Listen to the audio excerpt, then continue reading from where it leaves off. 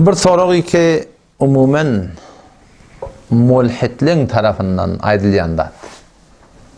Dini, diyaneti, İslam'ı kabul etmeyen adamların bir aytyan kefi var. Soru suratında meğer şeyle değil mi deyip.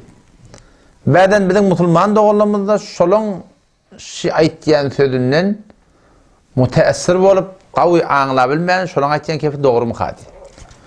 Gurun hemen gurun şunu ki coğrafya tayin ettiği bizim Müslüman bolmaklığımız ya bolmaklığımız ya. Yani çünkü biz Müslüman yurtta yaşayapyız. Müslümanlığın yaşayıp gitpyez. O şaarda her kim dünyaya gidiyor, biz de şolun dünyaya gittiririz. Şu sebep oldu bizim Müslüman bolmaklığımız diye.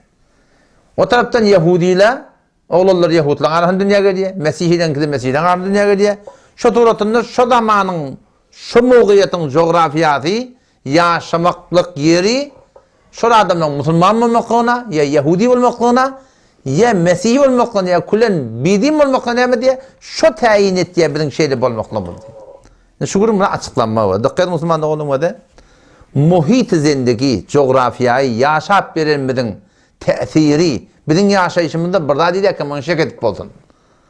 Kur'an'da geliyor, Hazreti Adem Aleyhisselam'ın Kabil diyen oğlu Habil'i öldürenle, şonluğun evvelin var öldürülen adam da ne edeceğini bilmeyendir onu yankı.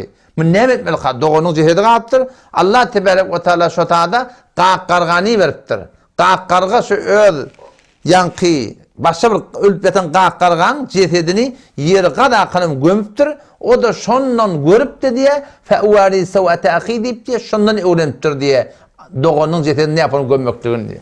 Kızının dikkat o da coğrafyayı yaşayıp veren adamlarımızın ettiğini işlerin bizim yaşayışımın tesiri edeceğine hayvanın adam burada öğrenmektedir Kur'an'da gelir yani. Buna bir hiçbir şek yok ki yani bizim yaşayıp veren yaşayışımız, yaşayıp veren cayımız, mekanımız adamın kılık hayateti, imanı, etikadı haydi bir tertipte olsa şol terdeki dünya gelip veren adamlara tesiri bağlanan hiçbir şek yok yani. Bu belli bir kurum yani. Yani bir kurum var yani o da. Şu an gönlümden görttüz tabi. Şahidilen kefin doğru tersinde görttüz. Coğrafyan bizim diyanatımızda eser bağlarında bizim on gururumuz yok. Yani doğrusun tersinde görttüz. Ne yapalım görttüz? İnerken bütün Müslümançılığın arasında 5 vakit namaz adan çıkırıptı. Mescitler diysen ba. Din diyanatın gururun verilipti. Onda da şu muhitte, şu Müslümançılığın arasında kafir boleyen bamya yok mu? Dini inkar eten bamya yok mu?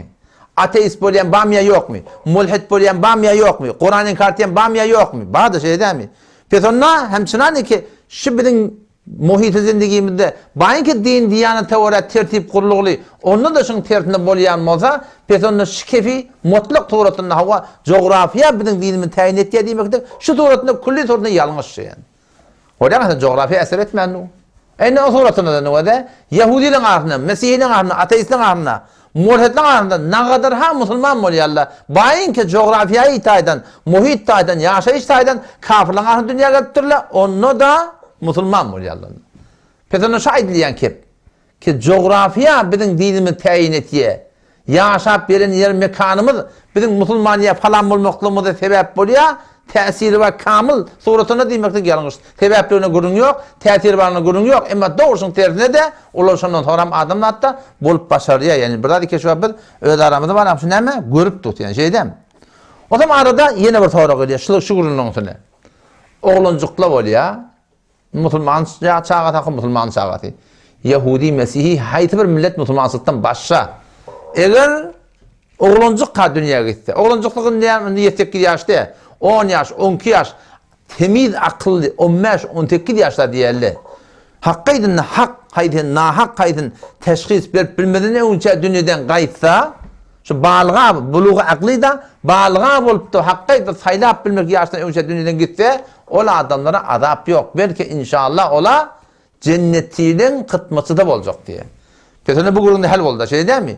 Ola oğulları ki yani oğlun henüz takkal murt çıkırsa henüz buluğa aklı yetirse henüz doğru evliliğini taylap bilmeyen oğullar bir yerde ölse ola ne olacak? Bir hitap olacak. İnşallah Teala cennetinin malakın kıtması olacak.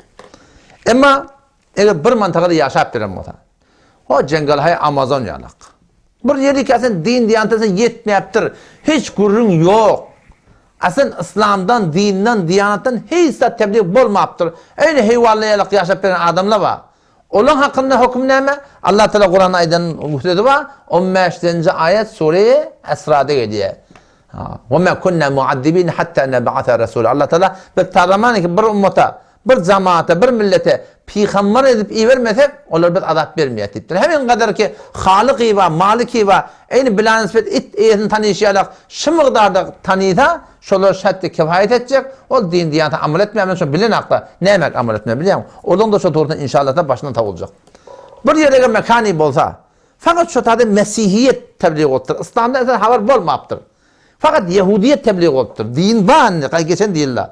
Yöne İslam'dan esen hiçbir tebliğ işleri varmadık burada. Ola da şu avval geçen peygamberlerin doğrusu diyanetine amel etseler inşallah orada ne olacak? Allah Teala orada necat verecek inşallah Teala. Yöne eğer şiyak deyip ota şu an dünya bir öye dönügürler öye. Tebliğat boluptu, Yahudi, Mesihi her gayet aydıptu. Şaarda akıl huşuna yetinen adamlar var.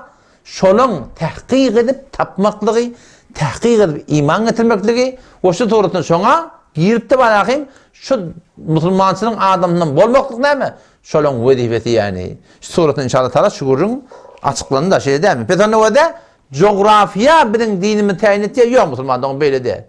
Coğrafyayı yaşayışımızın durumun yeri, doğduk mekanımız, doğduk yurdumuz bizim imanlı olmaklığımızdan, Müslüman olmaklığımızdan bir sebep değil.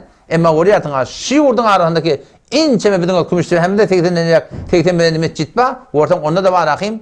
Dinin tertine bazen kepleyenemedi diye. Tafılıyor. El çek sana it bana.